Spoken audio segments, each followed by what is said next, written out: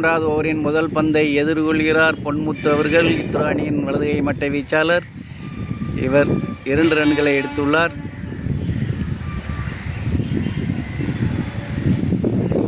அடித்தாட நினைத்தார். 4 ரன்கள் மாறுமா? 4 ரன்களை எடுத்துள்ளார். மூன்றாவது ஓவரின் முதல் பந்திலே 4 ரன்களை விளாசியுள்ளார். இல்லை இவன் நம்ம இல்லை பொன்முத்து. இமையெல்லாம் வரல, பொன்முத்துலா. பொன்முத்து அவர்கள் முதல் ஓவரிலே முதல் பந்து 4 ரன்களை விளாசியுள்ளார். இத்திரு அணியினர் இதுவரைக்கும் எடுத்த ரன்கள் 25.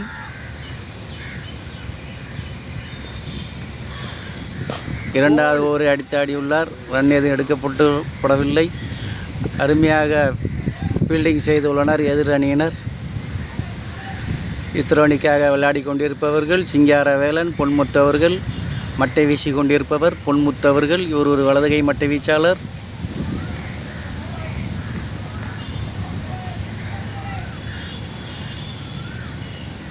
பொன்முத்து அவர்கள் 6 ரன்களை எடுத்துள்ளார்.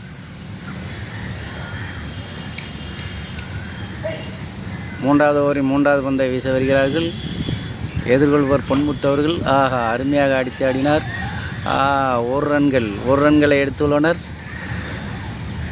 இத்திரு அணியினர். இதன் மூலம் 24 ரன்களாக மாறியுள்ளது. நீங்கள் எடுத்து முடிச்சோன்னா நல்லாயிருக்கும்.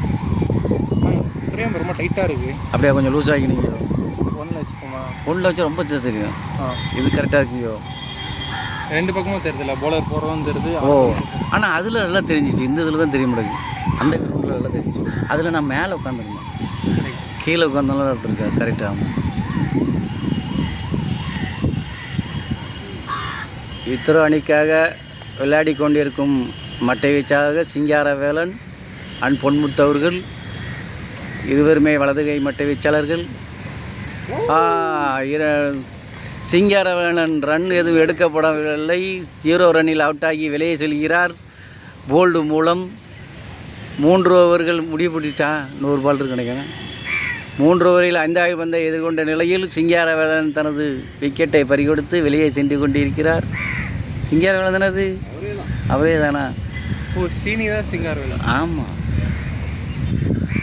சிங்காரவேலன் தனது விக்கெட்டை பறிகொடுத்து பரிதாபமாக வெளியே சென்று கொண்டிருக்கிறார். அவரை அடுத்ததாக களம் இறங்கியிருக்கும் மட்டை வீச்சாளர் சிங்காரவேலன் அவர்கள் பரிதாபமாக வெளியே சென்று கொண்டிருக்கிறார். ரன் எதுவும் எடுக்கப்படவில்லை.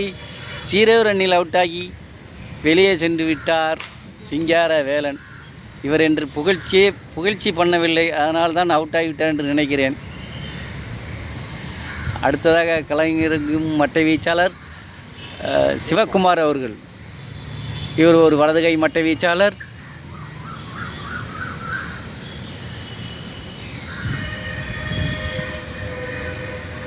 இருபத்தி 4 ரன்களுக்கு 2 விக்கெட்டை இழந்துள்ளது இத்திரு அணியினர். ஸ்கோர் எதில் பார்ப்பாங்க? இதில் காட்ட முடியாது.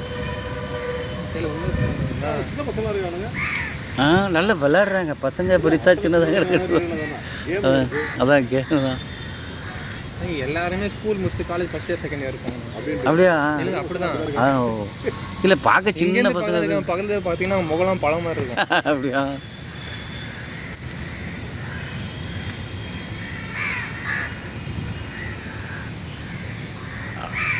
அடுத்ததாக களமிறங்கும் மட்டை வீச்சாளர் சிவகுமார் அவர்கள். இத்திரு அணிக்காக.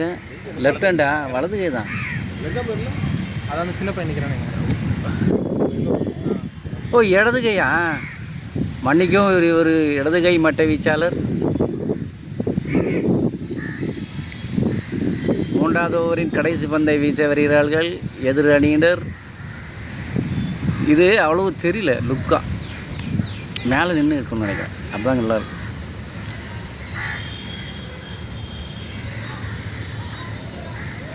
அது மேலே ஏறி இருக்கும். ஏறி உட்காந்துக்கலாமோ? ஆனால் ஆமாம், சரி பார்ப்போம்.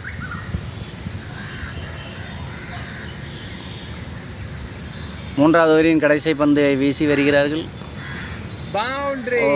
மூன்றாவது பந்தின் கடைசி ஓவரில் பவுண்டரியாக 4 ரன்களை அடித்துள்ளார் சிவகுமார். முதல் பந்திலே 4 ரன்களை அடித்துள்ளார் சிவகுமார் அவர்கள். இத்திர அணியின் ஸ்கோர் 28 மாறுகிறது.